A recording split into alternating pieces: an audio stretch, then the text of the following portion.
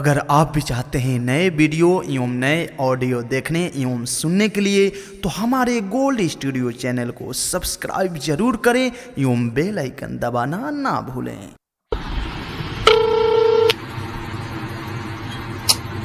इतना देर से मैं कॉल कर रही हूँ, एक बार तो रिसीव कर लिया करो। क्या मैं पागल लगती हूँ? मैं पागल लगती हूँ तो तुमको हमेशा कॉल करती रहूँ, हमेशा मुझे कहाँ और तुम मेल करते रहो। मैं थोड़ी ना पागल हूँ, मैं जब भी कॉल करती हूँ तुमसे कभी रिसीव नहीं होता। बोल दिया। अरे के हो रे, केकरा से घुनुर घुनुर बतियावता रे? रुक अभी तोरा बाप के फोन लगा बता नहीं। दिन पर दिन कर दे दोबारा ठीक से ही मुआना खाना नहीं खाता। दिन पर दिन कर दे दोबारा ठीक से ही मुआना खाना नहीं खाता। वजह पूछी तो हमारा से बहाना बनाता है।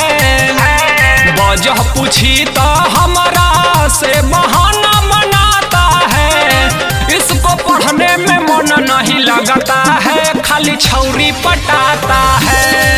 इसको पढ़ने में मन नहीं लगता है, खाली छौरी पटाता है। खाली छोरी बटाता है, छोरी बटाता है, खाली छोरी बटाता है। सबका पढ़ाई लिखाई जो है स्टूडेंट हो सब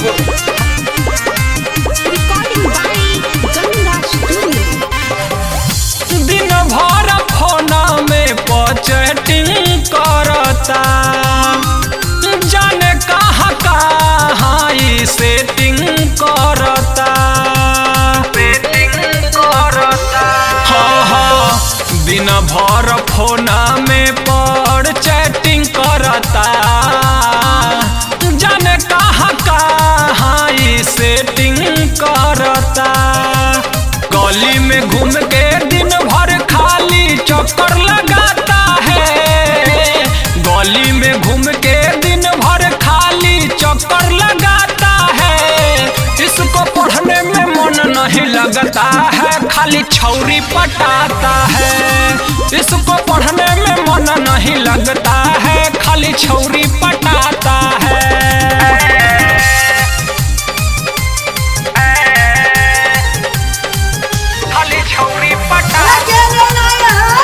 ले रहा हूँ। अरे तेरा बाप ना होटल कौन लगे ये?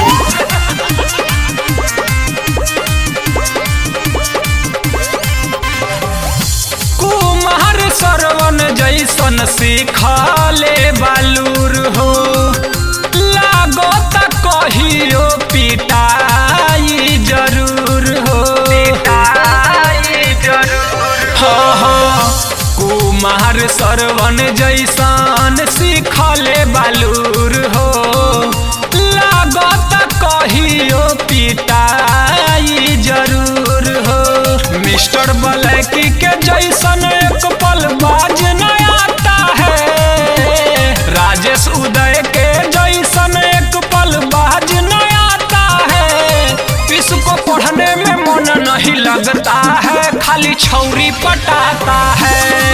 इसको पढ़ने में मन नहीं लगता है, खाली छौरी पटाता है। दुर्मोना जो माली छौरी पटाता है।